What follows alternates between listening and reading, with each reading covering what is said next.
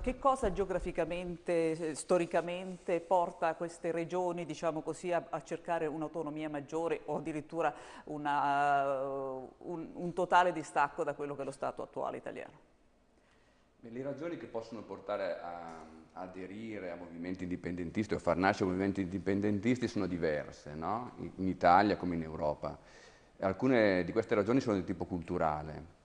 Ad esempio è importante rilevare come il prossimo settembre, attraverso un accordo tra scozzesi e britannici, ci sarà una votazione e gli scozzesi decideranno in maniera molto democratica e legale se restare all'interno del Regno Unito oppure andarsene. In quel caso che tipo di rivendicazione? È essenzialmente di tipo culturale, no? Gli scozzesi sono in larga misura come dire, integrati dal punto di vista economico e storico con gli inglesi, con i gallesi e così via, però hanno una tradizione molto particolare, sono la parte nord, se vogliamo, dell'isola e per i loro costumi e così via rivendicano indipendenza. In altri casi, e qui appunto l'Italia è molto significativa, ma questo vale anche per la Catalogna, vale anche per le Fiandre, al discorso culturale che è sempre un po' presente si unisce anche una questione economica fondamentale. Ed è quello che si chiama il residuo fiscale, cioè all'interno del paese ci sono aree come il Veneto, come l'Emilia, come la Lombardia, che danno allo Stato italiano molto più di quanto non ricevono in servizi e altre aree invece che ricevono molto più di quanto non diano. In questa maniera noi abbiamo un duplice disastro fondamentalmente, ormai acclarato storicamente. Cioè abbiamo delle economie che vengono, come dire, pesantemente colpite, azzoppate da questo salasso. No? E pensi che le mie regioni sono di Brescia, la Lombardia, perde 57 miliardi all'anno. E altre regioni invece che appunto ricevono molto più di quanto non diano. Perché parlo di un duplice disastro? Perché mentre una parte rilevante del nord, non tutto, ma una parte rilevante del nord è come dire, colpita nelle proprie imprese, nelle proprie famiglie da questo salasso, un'altra parte del paese è ancora peggio trattata dall'assistenzialismo. Quindi questa situazione è esplosiva. C'era un'opportunità storica ed era quella del federalismo. C'era la possibilità di dire vabbè teniamo unito il paese su alcune cose fondamentali, che può essere la difesa e così via, e per il resto facciamo sì che le risorse vengano decise a livello locale e poi una quota verrà attribuita a Roma e così via. Non si è fatto questo, non si è voluto fare questo e allora è fatale, secondo me, a mio parere, che certi processi che hanno luogo in Scozia, in Catalogna, nelle Fiandre e così via abbiano luogo anche da noi.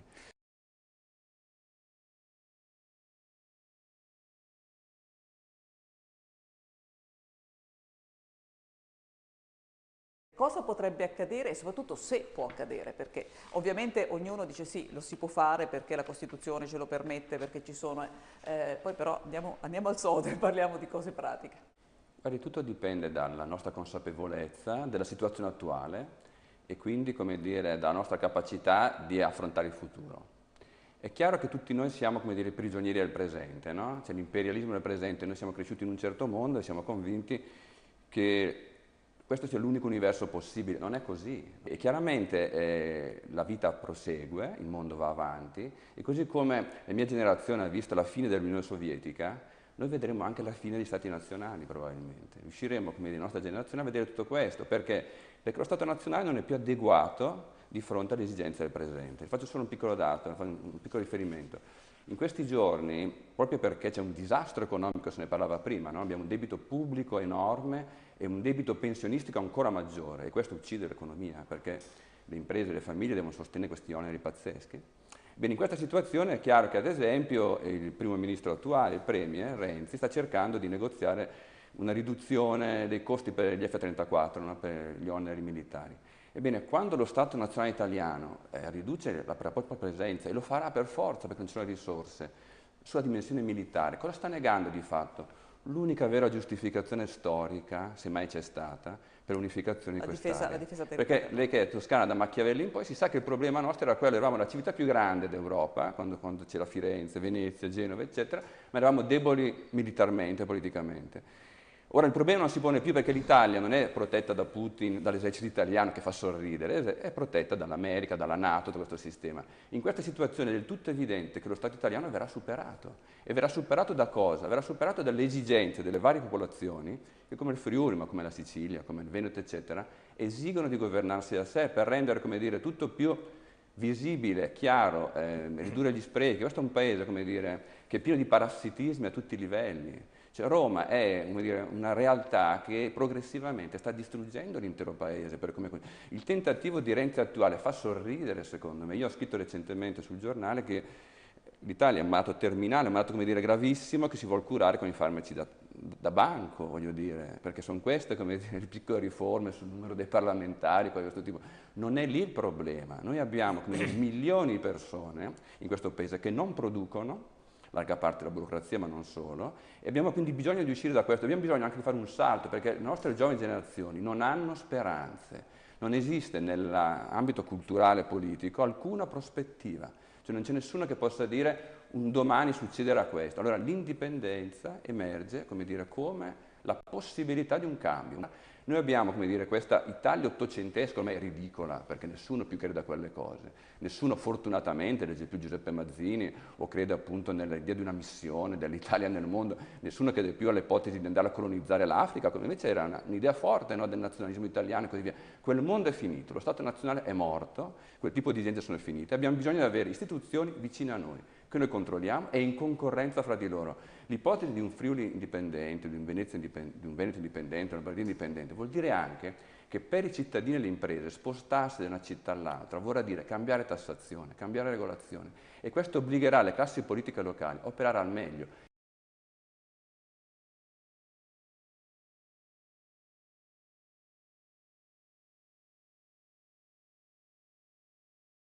Ora, nella nostra logica politica, nella nostra cultura politica, il fatto che la classe politica, ad esempio, sottragga il 60% delle risorse, che regola le nostre vite in maniera minuziosa, che ci sia una cosa che si chiama serpico, che segue quotidianamente le nostre scelte personali, no? Attraverso il controllo appunto dei nostri movimenti bancari e così via, tutto questo su cosa si giustifica?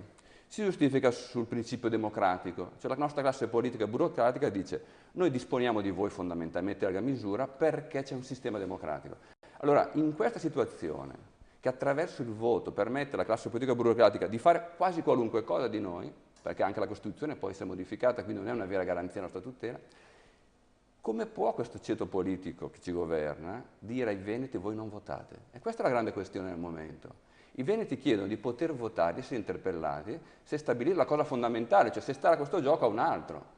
Perché prima di dire tu sei su questa barca e devi remare, bisogna stabilire se quella persona è disposta a essere su quella barca o starci ancora. Non dimentichiamo una cosa che è importante storicamente.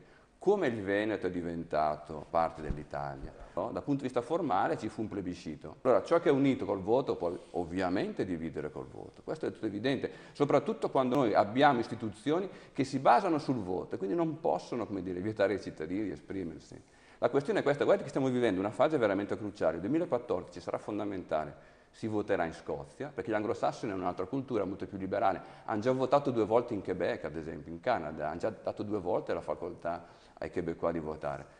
Si voterà probabilmente anche in Catalogna, là la situazione è molto diversa, è più simile a quella del Veneto e dell'Italia. Perché? Perché c'è uno Stato nazionale, c'è in entrambi i casi un'eredità fascista molto pesante, no? Molto pesante. Non dimentichiamo tra l'altro che l'eredità fascista è in larga misura il proseguimento del risorgimento. Il fascismo si è sempre, come dire, richiamato al risorgimento, ha sempre, come dire, celebrato, come di Vittorio Emanuele, Mazzini, eccetera. Sì. Era effettivamente erede di quella storia, come dire, che fu una conquista regia fondamentalmente, no? Allora, come diceva Gramsci appunto, allora bisogna fare i conti con la democrazia. Siamo davvero in un sistema democratico in cui la volontà della gente conta oppure no? Bisogna fare i conti. Non è semplice, come dire, per chi vuole opporsi a questo processo trovare buoni argomenti, secondo me.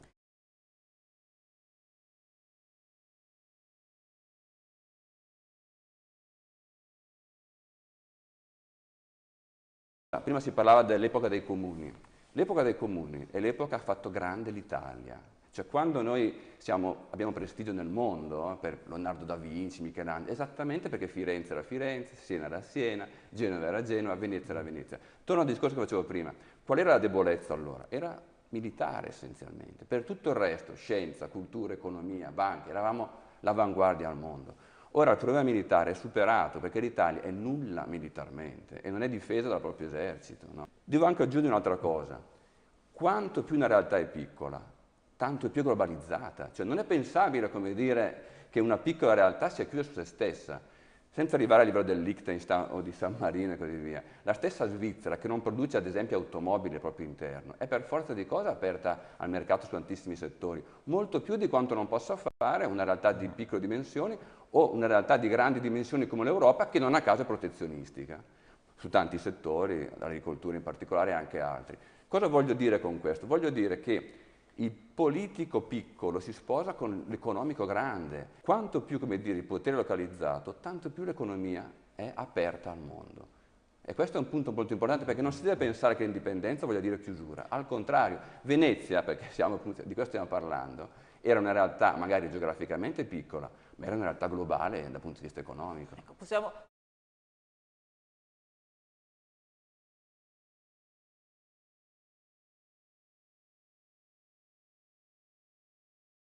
Che scenario si aprirebbe, per esempio, per uno Stato come la Gran Bretagna? No, perché poi voglio capire quello che a cascata potrebbe succedere anche da noi. Cioè, è molto interessante questo e inquieta molto Bruxelles, naturalmente, perché cos'è l'Unione Europea attuale? È un cartello di stati. Ovviamente c'è un enorme timore a Bruxelles che la Scozia si stacchi. Perché? Perché c'è tutta una serie di realtà, l'Italia, ma la Spagna in particolare e altre, che sono in grande sofferenza per quello che riguarda le spinte centrifughe, in definitiva. Catalogna, Paesi Baschi e così via. E allora Bruxelles sta giocando in maniera molto sporca con gli scozzesi. Cosa sta dicendo di fatto? Sta dicendo, guardate che se voi dichiarate l'indipendenza col consenso di Londra, perché Londra ha accettato il referendum, voi siete fuori dall'Unione Europea. Voi dovete, come dire, ricandidarvi, rientrare e così via. Però appunto il problema è un po' questo. L'uscita della Scozia dal Regno Unito metterebbe indubbiamente in discussione tante cose in Europa e sarebbe molto difficile, ad esempio, a Madrid impedire quello che vogliono tentare di impedire, cioè la libera espressione dei catalani e la decisione dei catalani di andarsene, là la maggioranza è schiacciante. In Scozia non so come andrà a finire, anche perché la Scozia non è, come dire, così penalizzata come il Veneto, la Lombardia, la Catalogna rispetto allo Stato centrale. Però certamente quello che sta succedendo a Londra e in Gran Bretagna è interessantissimo, perché oltre alla questione scozzese c'è anche la questione del rapporto tra Regno Unito e Europa. Quello che è interessante è che c'è un fortissimo euroscetticismo, e adesso alle elezioni pare che ci sarà questo boom, no, del partito euroscettico britannico, e Cameron, proprio per intercettare questi voti, ha già promesso formalmente che se la prossima volta i conservatori vinceranno, ci sarà un referendum in Inghilterra sull'uscita della Gran Bretagna, del Regno Unito, diciamo così, dall'Unione Europea. A quel punto quello che potrebbe succedere è molto interessante, perché fino ad oggi siamo vissuti con l'idea che l'Unione Europea fosse un bene in sé, fosse un destino della storia, fosse, come dire, la costruzione di un'unità crescente, di un trasferimento di poteri maggiori. L'illusione, soprattutto nelle aree meridionali come l'Italia, di diventare un po' tedeschi attraverso questa unificazione, cosa che non è possibile e non è nemmeno auspicabile da tanti punti di vista. Ma l'uscita della Gran Bretagna creerebbe, come dire, due Europe, lascerebbe evidentemente l'Europa a quel punto a 27 attuale, Bruxelles molto, come dire, burocratica, molto costosa, molto pesante. Molto romana. Molto romana, molto francese direi, perché sono stati i francesi fondamentalmente che hanno costruito l'apparato, no? Monnet e così via, con questa logica giacobina, diciamo così, e poi nascerebbe un'Europa molto più liberale dal mio punto di vista, basata sulla Svizzera, sulla Norvegia, sulla Gran Bretagna, alternativa, un'Europa di libero mercato. Io credo che potrebbe essere quella seconda Europa molto attrattiva, ad esempio per i paesi ex-comunisti, che soffrono tantissimo oggi il tipo di regolazione, di statalismo, diciamo, che proviene da Bruxelles. Avremmo, come dire, una concorrenza tra modelli che sarebbe interessante, no? Perché anche per far funzionare bene questa Europa c'è bisogno di un'alternativa. C'è bisogno della possibilità per le varie entità, sia regionali che nazionali, di dire come dire, conviene questa Europa oppure no, oppure è meglio stare al di fuori. In Catalogna, ad esempio, c'è chi sta ragionando sull'ipotesi di restare in Unione Europea o anche di aderire a questa seconda Europa